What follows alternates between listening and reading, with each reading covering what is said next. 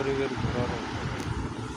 আসলে গরিবের ঘোড়া রোগ হচ্ছে এরকম একটা রোগ, মানে যাদের মধ্যে শখ আছে কিন্তু সাধ্য নেই।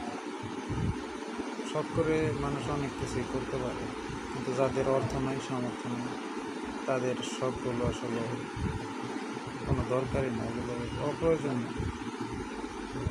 সেরকমই আসলে মানুষের মনের ভিতর কিন্তু অনেক রকম শখ থাকে। অর্থ না থাকলে শখগুলোর কোনো দাম নেই। সে যদি ইচ্ছা করে যে কোনোভাবে তার শখ পূরণ করতে, তার জীবনের অনেক কিছু স্যাক্রিফাইস করে হয়তো সে শখ পূরণ করতে পারবে, কিন্তু তার সমাজের মানুষ, বন্ধুবান্ধব চারদিকে তার বিষয়টা কীভাবে নেবে? ওই যে কথা প্রথমে বললাম, গরিবের ঘোড়া রোগ, এরকমই হয়তো সবাই চিন্তা ভাবনা করবে বা এইভাবে নিতে পারে। এরকম চিন্তা ভাবনা করে আসলেও কাজ করলে কিছুই করা যাবে না জীবনে আসলে সুন্দরভাবে বাঁচতে হলে নিজের শখের বিরোধিতা করা যাবে না। নিজের মন যা চায় ওটাই করতে হবে।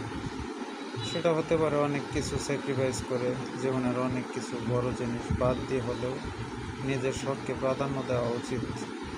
কারণ মানুষের জীবন একটাই, জীবন চলে গেলে আর শখ পূরণ করা সম্ভব না, এটা কেউ করতে পারবে না। তাই আমি মনে করি যে মানুষ কি বললো না বললো সেটা দেখার প্রয়োজন নেই। আপনার যখন যেটা ইচ্ছা হয়, যখন যেটা করতে মন চায় আপনি করতে পারেন। সেটা বলতে পারে মানুষ গরিবের ঘোড়া রোগ। এই কথার মূল্যায়ন আমার কাছে এতটা বেশি নাই, তবে আমি এটা কিছু মনে করি না। আজকে এই কথা বলার হলো এটাই যে আমরা এই বিষয়টা চিন্তা করে আমাদের জীবনের অনেক কিছু বাদ দিয়ে আসি, কিন্তু এক সময় আমাদের সাধ্য হয় জিনিসগুলো করার জন্য, কিন্তু ওই সময় আর সময় থাকে না। তখন আমাদের খুবই আফসোস হয় যে না, আমাদের যখন বয়স ছিল, যখন সময় ছিল, ওই সময়ই আসলে জীবনের অনেক কিছু বাদ দিয়ে হলেও জিনিসটা করা প্রয়োজন ছিল।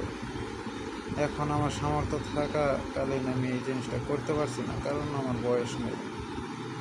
বয়স ফুরিয়ে গেলে সব পূরণ করা সম্ভব নয়।